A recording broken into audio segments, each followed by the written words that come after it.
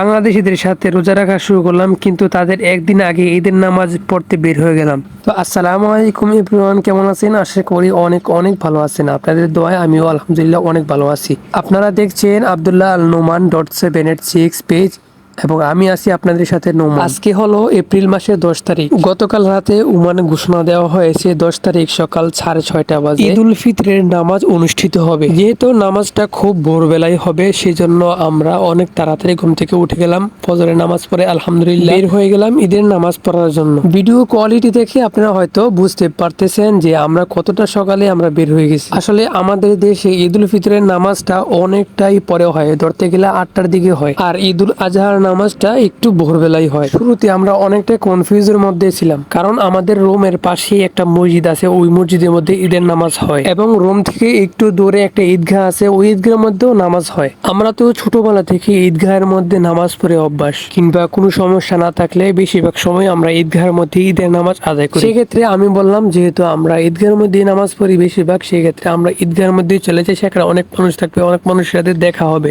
ঈদগাহে যাওয়ার পথে অনেক মানুষ আমাদের রোমের দিকে আসছে। যারা আমাদের রোমের দিকে আসছে তারা মূলত মসজিদের মধ্যে আসছে, কারণ তারা মসজিদের মধ্যে ঈদের নামাজ পড়বে। সবাই একই নামাজ পড়বে, সকল মুসল্লিরাই ঈদের নামাজ পড়বে, কিন্তু দুই মুসল্লি দুই দিকে চলে যাচ্ছে। সেক্ষেত্রে আমরা একটু ভয় পেয়ে গেছি, এতটাই কনফিউজের মধ্যে পড়েছিলাম যে মসজিদে যাব নাকি ঈদগাহের মধ্যে যাব কোনো কিছুই বুঝতে পারছিলাম না। কারণ আমরা তো মসজিদে যাওয়ার জন্য অনেক মানুষই দেখছি, কিন্তু ঈদগাহে যাওয়ার জন্য কোনো মানুষই দেখি নেই আমাদের ছাড়া। এরপর আমি বললাম, যেহেতু ঈদগাহ আছে সেহেতু আমরা ঈদগাহের মধ্যে যাই, দেখে আসি সেখানে মুসল্লি আছে কিনা, নামাজ হচ্ছে কিনা। যেই কথায় সেই কাজ, আমরা একটু হাঁটার পরেই দেখলাম অনেক মানুষ ঈদগাহের মধ্যে যাচ্ছে। তারপর আর কি ঈদগাহের দিকে লোকজন যেতে দেখে অনেকটাই খুশি হলাম এবং শান্তির একটা নিঃশ্বাস ফেললাম।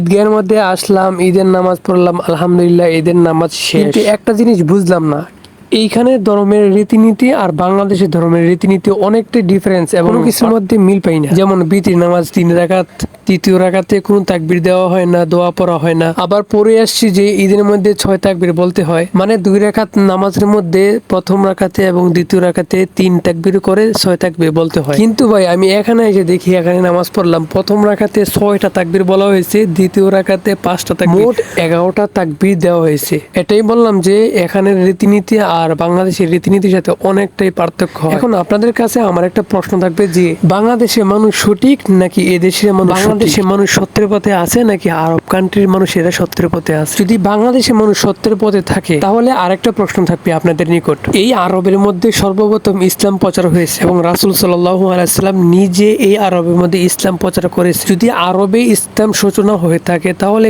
অনারবীরা কেন ইসলামের সঠিক পথে আছে? প্রশ্নটা হলো, আরবিরা যদি সঠিক পথে না থাকে, তাহলে অনারবিরা কিভাবে সঠিক পথে থাকে? যেহেতু আরবের মধ্যে ইসলাম প্রচার হয়েছে। মনোযোগ দিয়ে শুনবেন, প্রশ্ন হলো দুইটা। একটা হলো বাংলাদেশের মানুষ ঈদের নামাজে 6 তাকবীর দেয় আর এদেশের মানুষ ঈদের মধ্যে 11টা তাকবীর দেয়। এই ক্ষেত্রে বাংলাদেশের মানুষ সঠিক নাকি এদেশের মানুষ সঠিক? দ্বিতীয় প্রশ্ন হলো, আরবের মধ্যে ইসলাম সূচনা হয়েছে, এমনকি রাসূল সাল্লাল্লাহু আলাইহি সাল্লাম নিজে এই আরবের মধ্যে ইসলামের সঠিকতা প্রচারণ করেছেন। এখন যদি আপনি বলেন ইসলামের ক্ষেত্রে বাংলাদেশের মানুষ সঠিক রাস্তার মধ্যে আছে, তাহলে কি আরবের মানুষগুলা বিভ্রান্তির মধ্যে পড়ে গেছে? বুঝে শুনে উত্তর দিবেন, কারণ আরবরা কিন্তু সরাসরি রাসূলের কাছ থেকে ইসলাম পেয়েছে আর আমরা তৃতীয় ব্যক্তির মাধ্যমে ইসলাম পেয়েছি।